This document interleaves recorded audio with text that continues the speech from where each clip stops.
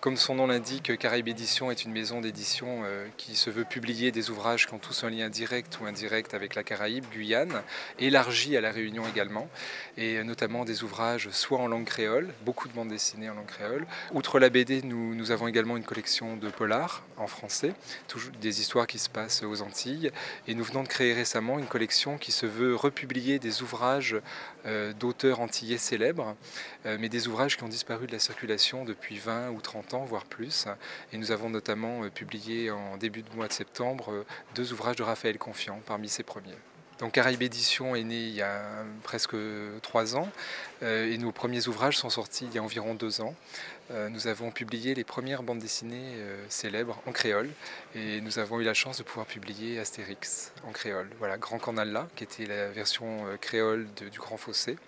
Voilà, ce qui était surprenant, c'est que les BD célèbres telles qu'Astérix, Tintin, Lucky Luke ou autres ont toutes déjà été traduites en langue régionale. En France, en Espagne, au Portugal, partout où il y a des patois, et ça n'avait jamais été le cas aux Antilles, alors que le créole est omniprésent dans la vie de tous les jours.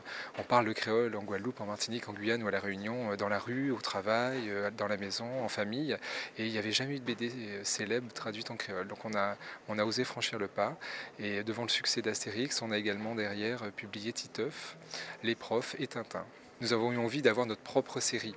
Voilà. Et si possible, une série en français qui puisse s'exporter, parce que le créole n'est pas lu par une grande majorité des gens.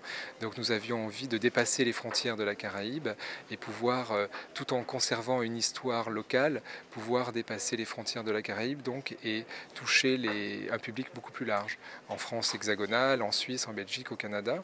Et donc nous avons eu l'idée d'une série locale. Ce que je souhaitais, c'était une série dont l'histoire se passe dans le quotidien de nos Antilles, Guadeloupe, Martinique, avec les vrais paysages, les vraies situations, la vraie culture des Antilles.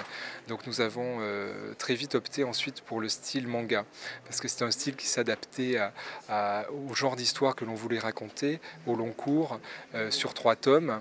Et donc au départ de cette histoire, quand j'ai eu l'idée de cela, j'ai souhaité m'entourer de collaborateurs caribéens pour le scénario et le dessin. Pour le scénario, j'ai eu aucun problème. J'ai demandé à Hector Poulet, qui est le chantre du créole, qui est un romancier célèbre antillais, d'écrire cette histoire. Il n'était pas du tout familier avec l'univers de la BD et surtout du manga. Mais par contre, je lui ai demandé d'écrire une histoire au long cours, sous forme de roman. Et c'est à partir de cette histoire qu'une jeune mangaka, que je n'ai pas trouvée en Caraïbes, parce qu'il fallait un dessinateur ou une dessinatrice qui possède les techniques, le dessin, tous les a priori du manga. Et donc c'est une jeune mangaka qui sortait de l'école Eurasiam, qui est l'école spécialisée de manga, qui est venue en résidence d'auteur aux Antilles pendant près de 6 mois. Donc s'imbiber de la culture locale et tous les paysages ou toutes les situations qu'on peut retrouver dans notre manga sont des paysages qui existent vraiment.